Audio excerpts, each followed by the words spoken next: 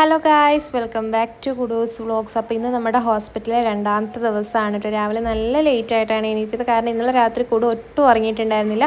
അതുകൊണ്ട് നമ്മളും ഉറങ്ങിയിട്ടുണ്ടായിരുന്നില്ല കേട്ടോ. അതുകൊണ്ട് രാവിലെ നല്ല ലേറ്റായി. ഇപ്പോൾ ഏകദേശം ഡോക്ടർ വരാറായിട്ടുണ്ട്. അപ്പോൾ നമുക്ക് വേഗം എണീറ്റിട്ട് സുന്ദര കുട്ടപ്പന്മാരായിട്ട് ഇരിക്കണം കേട്ടോ. പക്ഷേ ഇച്ചാൻ നേരത്തെ എണീറ്റായിരുന്നു, പക്ഷേ ഞങ്ങളെ വിളിച്ചില്ല. സോ ഞങ്ങൾ രണ്ട് നന്നായിട്ട് കിടന്നുറങ്ങി കേട്ടോ.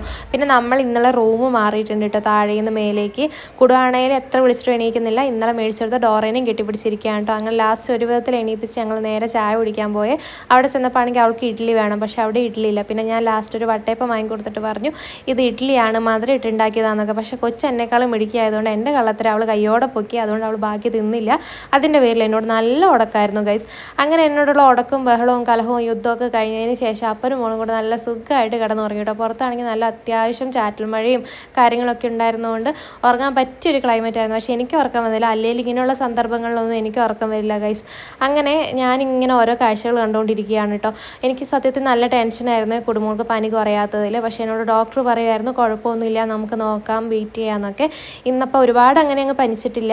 അപ്പോൾ ഇങ്ങനെ അങ്ങ് കണ്ടീഷൻ തുടരുകയാണെങ്കിൽ നമുക്ക് വേഗം വീട്ടിൽ പോകാൻ പറ്റുമായിരിക്കും കേട്ടോ. ഇത് നമ്മുടെ റൂമിന് മുമ്പിലുള്ള ഒരു മാവാണ്, അത് നിറയെ മാങ്ങയാണ് കേട്ടോ ഗൈസ്. പക്ഷേ ആർക്കും വേണ്ടാന്ന് തോന്നുന്നു. അങ്ങനെ ഞങ്ങൾ രാത്രിയിലെ ഫുഡ് പെട്ടെന്ന് തന്നെ കഴിച്ചു കേട്ടോ. കഴിച്ചറിയുമ്പോൾ നല്ല മഴയായിരുന്നേ. അപ്പോൾ ഞങ്ങൾ കുടുവിനും കൂടെ ഓടുന്ന കണ്ടപ്പോഴത്തേക്ക് സെക്യൂരിറ്റി ചേട്ടൻ വന്ന് ഞങ്ങൾക്ക് കുടയൊക്കെ പിടിച്ച് തന്നു കേട്ടോ. അപ്പോൾ ചാനൽ ആരെങ്കിലും ഫസ്റ്റ് ടൈം കാണുന്നുണ്ടെങ്കിൽ സബ്സ്ക്രൈബ് ചെയ്യാൻ മറക്കല്ലേ. അടുത്ത വീഡിയോ കാണാം. ടാറ്റാ.